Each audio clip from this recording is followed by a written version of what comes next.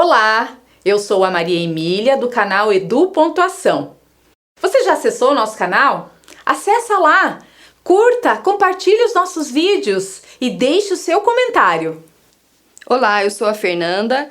Hoje nós falaremos um pouquinho mais para os professores, mas não podemos esquecer que neste momento os pais estão sendo os professores dos seus filhos. Nós falaremos sobre os lembretes didáticos, tão importantes para o processo de aprendizagem. Você já ouviu falar de Comênios? Comênios é o pai da didática. Ele criou a didática moderna. A didática nada mais é do que um estudo das teorias e dos métodos aliados às teorias pedagógicas para colaborarem no processo de aprendizagem significativa. Eu acho interessante, Fernanda, que o Comênios, apesar de não ser um escritor moderno, pós-moderno, ele escreveu o primeiro tratado da didática, a Didática Magna, e nós o utilizamos como uma orientação de tão abrangente que ele foi. Até hoje, né? Atualmente Nós é utilizado. utilizamos. E ele toca exatamente no que você coloca agora. Como aliar a teoria à prática para que, no decorrer do ensino e aprendizagem, as duas coisas conciliadas em harmonia deem sustentação para o professor, para os envolvidos, equipe pedagógica, para que, então, todos saiam beneficiados no processo de ensino-aprendizagem. Isso mesmo, para que a aprendizagem ocorra de uma maneira significativa. O que é aprendizagem significativa? É você colocar em prática o que você aprendeu. Gente, a didática é um ramo da pedagogia que tem a finalidade de usar métodos e técnicas. Nós dizemos que a didática é o processo de ensinar. Ou seja, é a relação professor e saber. Já a pedagogia é o processo de formar. Essa é a relação professor e aluno. E a pedagogia sistêmica, onde entra na didática, Maria Emília? A pedagogia sistêmica, Fernanda, não inventou a roda, né? Tanto é que a nomenclatura é a mesma, pedagogia. Por quê? A pedagogia sistêmica entra justamente com essa concepção, né? De intermediar o conhecimento, né? Ser o professor, a figura mediadora entre o conhecimento e o conhecimento do aluno, de tal forma que o aluno, no decorrer do processo, a ideia, né, é que ele chegue no mesmo patamar de conhecimento do professor, no mesmo nível, vamos dizer com assim. As trocas de experiências, com o aprendizado mais aprofundado. E aí é que a pedagogia sistêmica traz um elemento, não vou dizer novo, como eu te falei, ela reinventa a roda, vamos dizer assim, entre aspas, se é que eu posso dizer isso, mas entra justamente com essa questão nas relações pedagógicas. Nas relações que acontecem no interior de uma sala de aula, que é o território sagrado das crianças, dos adolescentes, enfim, dos alunos e do professor. Nesse território, como se dão as relações? Relações respeitosas, relações afetivas, que sejam de domínio do professor, né? Que ele possa levar até um dado momento aonde ele pode ser firme, rígido em algumas questões, sentidos, mas com afetividade. Sede rude, porém sem nunca perder a ternura. Perfeito. E é aí também que a pedagogia sistêmica faz essa vírgula. Ok, os processos vão acontecer, devem acontecer, a escola tem uma finalidade, o ensino e a aprendizagem devem acontecer na sua maior potencialidade para que os alunos saiam dali de forma a conhecer o conteúdo, que tem que dar conta, enfim, pertinente à série, mas o pano de fundo para que isso realmente aconteça é o olhar diferenciado. Esse é o olhar que a pedagogia sistêmica propõe. Um olhar onde eu perceba a criança para além do que está aparente, aonde eu percebo essa criança como um sujeito inserido num contexto maior, num sistema escolar, num sistema social e num sistema familiar. E de lá, de todas essas experiências, inclusive experiências anteriores ao próprio nascimento dele, que ele carrega através de suas memórias sistêmicas, existem muitas questões que acabam interferindo de forma positiva e não, muitas vezes não de forma positiva no cotidiano escolar. O professor, com esse olhar da pedagogia sistêmica, ele considera, ele olha para essa criança, vê essa criança, senta e aborda essa criança, tendo em vista que ele tem os pais atrás, uma sociedade atrás, um sistema de ideias, de crenças e de memórias. Então podemos resumir que a didática é a relação professor e saber, a pedagogia é a relação professor e aluno, e a pedagogia sistêmica não deixa de ser a relação professor e aluno, mas aluno na sua totalidade. Com um olhar atento pelo viés da afetividade. Isso mesmo. A didática é uma forma, é um caminho de como ensinar. Isso. É o processo, é o como eu vou gerenciar o processo de aprendizagem. Por isso nós falaremos hoje, esse vídeo pode ser que se estenda mais para professores, educadores, do que para os pais. Porém, a gente usa a didática na nossa vida cotidiana. Claro. Por exemplo, eu uso a didática na questão de orientação da minha filha com as tarefas. Ainda mais nessa época, né, Fernanda? Nós não estamos ocupando o papel dos professores. Eles são importantes, as aulas remotas são importantes, imprescindíveis para o processo. No entanto, nós estamos fazendo uma intermediação e, nesse momento, nos compete ter a curiosidade e um pouquinho melhor de entendimento sobre a didática. Exatamente. Então, nós, enquanto pais, e nós, enquanto professoras que somos, Isso. certo? A gente tem a obrigação de saber como a gente proporciona um aprendizado saudável. Então agora nós vamos falar algumas dicas para vocês. Aqui vai um pouquinho mais para os professores, mas os pais também estão exercendo essa função, como a gente falou anteriormente. Sim. A criatividade, a afetividade, a rotina criativa, não a rotina maçante, chata, o movimentar-se em sala, cuidar com o tom de voz, transmitir segurança, ter conhecimento, ter propriedade do que você está ensinando, do que você está querendo transmitir para esse aluno, para essa criança, para esse adolescente. Outra coisa também, a gente fala bastante na questão de professores de educação infantil, cabelo preso, você vai abaixar, vai falar com o seu aluno, o cabelo vai encostar no rostinho dele, unha curta, vai que você precisa segurar um aluno que tá caindo e arranha esse aluno. Você vai ter problemas, então esses são lembretes didáticos também, né? Além disso, aprender com o seu aluno. Isso. Né? O seu aluno também vai lhe transmitir conhecimento. Afinal de contas, o bom professor é aquele que ensinando aprende, como dizia Paulo Freire.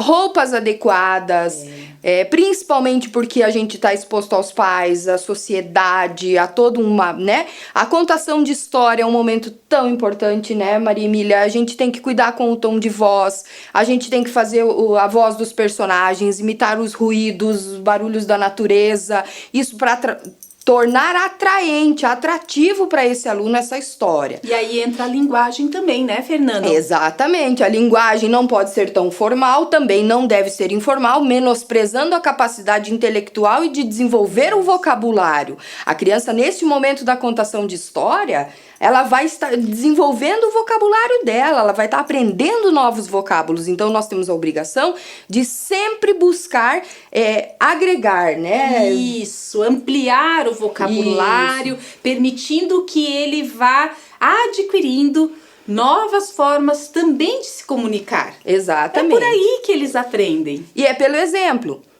Não é? A gente já falou sobre isso em vídeos anteriores, de o educar pelo exemplo. Né? Se a minha professora pode mexer no celular, vamos falar um pouquinho dos adolescentes aqui. Se a minha professora pode mexer no celular durante a aula, por que eu não posso? A gente educa pelo exemplo. Se a minha professora pode comer, entrar, dar aula mascando chicletes, por que eu não posso comer dentro da sala de aula? São lembretes didáticos. Então, essa mediação do professor em sala de aula e que entra nessas sugestões, né, dos lembretes didáticos, ela leva em consideração que o professor é esse mediador entre o conhecimento e a prática. É ele que vai orientar a prática pedagógica, afinal de contas é ele quem tem essa condição a priori, pois ele é formado, especializado para isso. Domínio de conteúdo.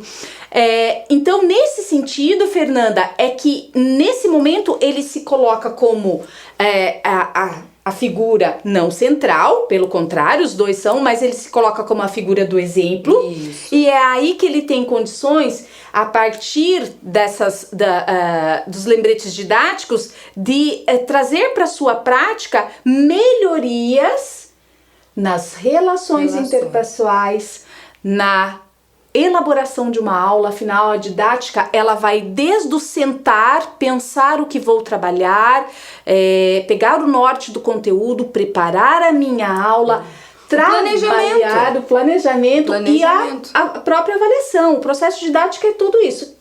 Quem é que conduz esse processo? Isso. É o professor. É o professor. Ele deve ser o mediador, o facilitador do processo. Isso. Porém, ele não é o único que está envolvido e ele também não deve ser o centro. E deve respeitar porque antigamente se colocava na pedagogia tradicional o professor como centro. Depois, num dado momento, com a pedagogia nova, o aluno como centro. E isso inverteu muitos papéis e acabou dando algumas dissonâncias no processo.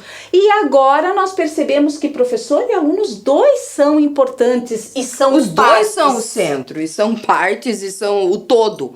O professor pensa no aluno, o aluno automaticamente, que tem uma boa estrutura familiar, também pensa no seu professor. Né, o meu professor já me pediu, ele já conversou comigo, é norma da escola. Então, a questão dos lembretes didáticos, eles estão atrelados às normas internas escolares. Que consta no PPP, no Projeto Político Pedagógico, que é o documento que rege a escola. É um documento maioral dentro de uma escola. A identidade da escola, é o PPP, eu diria. E assim, Fernanda, eu penso que pela pedagogia sistêmica, nós temos condições de até mesmo acolher aqueles alunos que porventura tenham alguma dissonância no seu lar, algum desajuste, porque a pedagogia sistêmica, o professor ocupa esse papel de mediador, mas como ele está atento para esse olhar daquilo que o aluno traz para além do conteúdo, para além do comportamental, ele pode acolher, porque ele, enquanto mediador, ele também, e figura de autoridade pedagógica, ele também pode, em dado momento, não é ocupar o papel, mas ele pode desempenhar o entendimento e o acolhimento da autoridade dos pais. Ele não vai substituir os pais, mas ele pode sim abaixar-se, chamar o aluno, sentar com o aluno e entender o que se passa para além dos muros escolares. Aí entra o educar e o cuidar. Que educar inexiste sem cuidar e cuidar inexiste sem educar. Isso. Então a pedagogia sistêmica traz para esse mediador da prática pedagógica, o professor, esse elemento de chamar a atenção para aquilo que está além do aparente, além dos muros escolares. Isso mesmo. Outra coisa, gente, não gritar. Não precisa de grito para você ter o respeito do seu aluno. O grito, pelo contrário, ele traz medo, ele traz angústia, ele traz ansiedade e o aluno acaba se calando, não participando mais das aulas, o que não é legal. Outra coisa, também participe da aula com o seu aluno, brinque, jogue, pule, se suje, seja alegre e não a pedra no sapato do seu aluno, que aquele, lá vem o meu professor, que o aluno já fica todo com medo. Isso não é saudável, não é legal. Não é legal, porque infelizmente em algumas situações ainda se confunde autoridade pedagógica com autoritarismo. Isso mesmo. Infelizmente. Outra coisa, a questão do respeito. Eu sempre digo, isso é uma frase que eu escuto há muitos anos, inclusive ouço do meu pai, que o respeito é uma mercadoria de troca. Eu respeito, automaticamente eu serei respeitado ou eu farei com que me respeitem. Tanto nós enquanto professores e tanto os alunos. E os pais também. Inclusive, na pedagogia sistêmica, a gente fala no equilíbrio das relações. Elas devem ser sempre equilibradas, inclusive entre professor e aluno. Isso não tira a autoridade pedagógica, equilibra. E nesse equilíbrio, o respeito, sem dúvida alguma, é um elemento importantíssimo. Em todas as relações, seja pai, filhos, professor, aluno, amigos, parceiros de trabalho, colegas. O respeito deve existir, eu sempre digo, em todos os lugares e cabe a todos. Outra coisa, estude. Analise o seu aluno antes de você entrar em sala de aula. Você sabe se o seu aluno é auditivo, visual, sinestésico? Como ele aprende? Quanto tempo eu posso ficar falando e eu vou ter atenção. A concentração do meu aluno, né? Planeje as suas aulas com dedicação. O planejamento faz parte de todo o processo aí de aprendizagem, né? Aprenda com o seu aluno. Outra coisa também, faça com que o seu aluno, desafie o seu aluno para ele evoluir, para ele enfrentar os obstáculos de maneira saudável, sem impor, claro, sem constranger, sem amedrontar. Na medida. Exatamente. Na medida, né? Esse desafio instiga e incentiva. Isso mesmo. Ensine de diferentes maneiras. Hoje eu vou dar uma aula totalmente expositiva, no meio vou fazer uma dinâmica, vamos para a quadra, vamos levantar, vamos cantar uma música, vamos contar uma história, vamos fazer pintura com tinta, ou vamos fazer uma pesquisa no laboratório. E outra coisa, não comparem os seus alunos. Cada um tem a sua individualidade. O incentivo é importante, é muito importante. A comparação não incentiva, pelo contrário, destrói. Sim, já falamos disso. Já falamos um pouco disso no nosso canal. Mas é sempre válido lembrar. É sempre válido lembrar, né? Respeite o tempo de atenção e concentração das crianças em especial. Eu não sei se vocês sabem, mas as crianças de 1 ano, o tempo limite de atenção e concentração dela é de 3 a 5 minutos. Por falar nisso, nós temos uma página no Facebook, Edu.ação. Algumas dicas, não é mesmo, Maria Emília? Nós estaremos colocando lá a tabela de tempo de concentração e atenção das crianças. Alguns textos e materiais. De leituras complementares, nós estaremos colocando como uma forma de complementar os nossos vídeos. Curte lá a nossa página no Facebook, é a mesma do canal, Edu.ação. Eu sempre digo que o professor tem que ser exigente, tem que ter limite, claro. A turma tem que ter limite, o momento Sim. de falar, o momento de se concentrar, o momento de ficar quietinho realizando as atividades. E isso é importante. Porém, a gente coloca o limite, a gente é exigente, mas a gente pratica a empatia. Será que eu gostaria que o meu aluno falasse comigo da forma que eu estou falando com ele? Isso é tão importante hoje em dia, Fernanda, porque muitas vezes não é nem por falha pensada do professor, mas em meio a correrias, salas, diários para preenchimento, preparação de aula, às vezes o professor se torna estanque, e às vezes isso pode soar como, dependendo da faixa etária e da pessoa, como você falou, respeitando a diversidade de alunos que recebemos, uns mais sensíveis, outros mais calados, introspectivos, outros já mais despojados, digamos assim. Espontâneos, né?